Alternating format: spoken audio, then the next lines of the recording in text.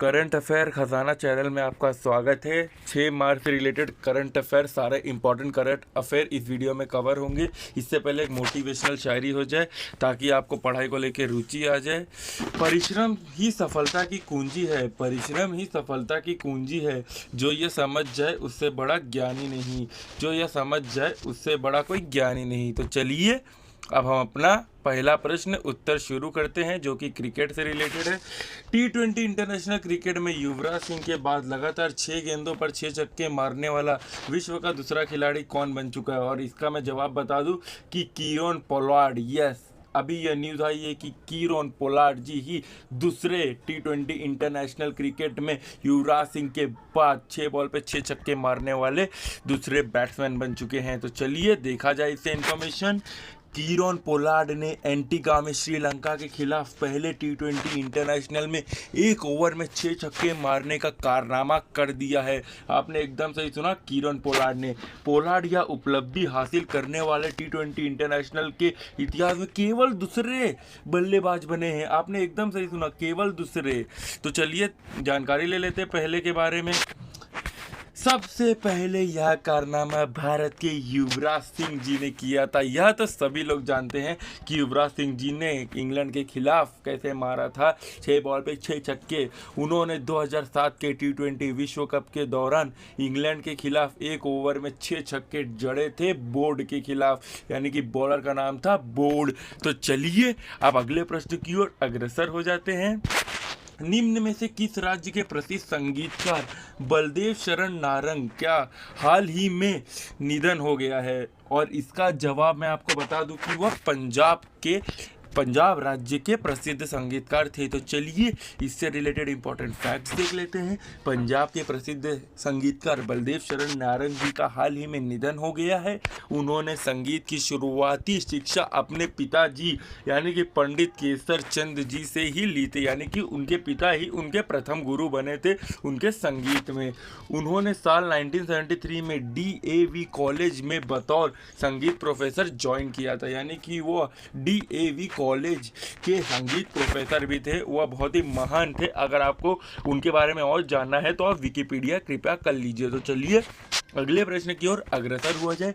प्रधानमंत्री नरेंद्र मोदी जी ने हाल ही में किस क्षेत्र में 82 अरब डॉलर निवेश करने की घोषणा की है? और मैं आपको इसका जवाब बता दूं कि सड़क परिवहन योजना यानी कि सड़क ट्रांसपोर्टेशन योजना में मोदी जी ने 82 अरब डॉलर का निवेश करने की घोषणा की है। तो चलिए इसे इंपॉर्टेंट फैक्ट देख लेते हैं। प्रधानमंत्री नरेंद्र मोदी जी ने हाल ही में समुद्री परिवहन क्षेत्र में 82 अरब डॉलर का निवेश करने की हाल ही में घोषणा की है, जिसके तहत बंदरगाह यानी कि पोर्ट जो सी के पास यानी कि समुद्र के पास जो सी के पास यानी कि समुद्र के पास जो पार्किंग होती है किसकी शिप की, उसे पोर्ट कहते हैं। उसके विकास के साथ ही जल मार्ग यानी कि वाटरवे का विकास और लाइट हाउस के आसपास टूरिज्म को बढ़ावा देने के लिए यह कदम उठाए गए। किसके लिए? बंदरगाह के विकास के लिए, वाटरवे की विकास के लिए, लाइट हाउस के टूरिज्म को बढ़ाने के लिए यह सब किया गया है। 82 डॉलर निवेश, 82 कितना अरब डॉलर का निवेश किया गया है। तो चलिए अगले प्रश्न की ओर अग्रसर होते हैं। संसद टीवी के पहले मुख्य कार्यकारी अधिकारी के रूप में निम्न में से किसे नियुक्त किया गया है? और इसका जवाब मैं आपको बता दूं कि रवि कपूर जी को किया गया है। तो चलिए इससे महत्वपूर्ण जानकारी भी देख लेते हैं। भारतीय प्रशासनिक सेवा IAS यानी कि इंडियन एडमिनिस्ट्रेटिव सर्विस के सेवावृत्त अधिकारी यानी कि रिटायर्ड ऑफिसर रवि कपूर को 1 साल के लिए संसद टीवी का मुख्य कार्यकारी अधिकारी यानी कि CEO नियुक्त किया गया है। मालूम हो कि रिटायर्ड IAS अधिकारी रवि कपूर 1986 बैच के असम मेघालय कैडर के हैं। उन्होंने कॉम्स के ग्रेजुएशन और बिजनेस एडमिनिस्ट्रेशन में पोस्ट ग्रेजुएशन किया है, यानी कि वह पढ़े लिखे भी मालूम होते हैं। तो चलिए अगले प्रश्न की ओर अग्रसर हो जाते हैं। CRPF ने नए DG का अतिरिक्त प्रभार किसे संभालने के लिए दिया है? और मैं आपको इसका जवाब बता दूं कि कुलदीप सिंह, आपने एकदम सही सुना, कुलदीप सिंह को यह अतिरिक्त भार दिया गया है। भारतीय आईपीएस अधिकारी कुलदीप सिंह को सीआरपीएफ ने नया डीजी का अतिरिक्त प्रभार सौंपा गया है। कुलदीप सिंह का वर्तमान सीआरपीएफ के डीजी एपी महेश्वरी की जगह नियुक्त किया गया है, यानी कि वो एपी महेश्वरी जी के जगह आए हुए हैं। केंद्रीय रिजर्व पुलिस बल देश का सबसे बड़ा अर्धसैनिक बल है, यानी कि केंद्रीय रिजर्व पुलिस बल, यह बल देश का सबसे बड़ा अर्धसैनिक कहलाया जा रहा है। तो और इसके बारे में और इन्फॉर्मेशन, केंद्रीय रिजर्व पुलिस बल का मुख्यालय कहाँ है, तो यह नई दिल्ली में है। केंद्रीय रिजर्व पुलिस बल का स्थापना कब की गई, तो वर्ष 1939 में की गई। तो चलिए अगले प्रश्न की ओर अग्रसर हो जाते हैं। खेलो इंडिया विंटर नेशनल गेम्स में भारत का कौन सा राज्य शीर्ष स्थान यानी कि टॉप पर है, और इसका जवाब मुझे बताते हुए बड़े ही खुशी हो रही है कि जम्मू कश्मीर राज्य टॉप पर है। तो चलिए इससे महत्वपूर्ण जानकारी ले लें। शीतकालीन राष्ट्रीय खेलों के दूसरे संस्करण खेलो इंडिया विंटर नेशनल गेम्स में जम्मू कश्मीर राज्य में शीर्ष स्थान पर है, यानी कि वह टॉप पर है। जम्मू कश्मीर राज्य पदक तालिका में 11 स्वर्ण पदक, 18 रजत पदक और 5 कांस्य पदक जीतकर शीर्ष स्थान पर पार हुए हैं उन लोग शीर्ष स्थान।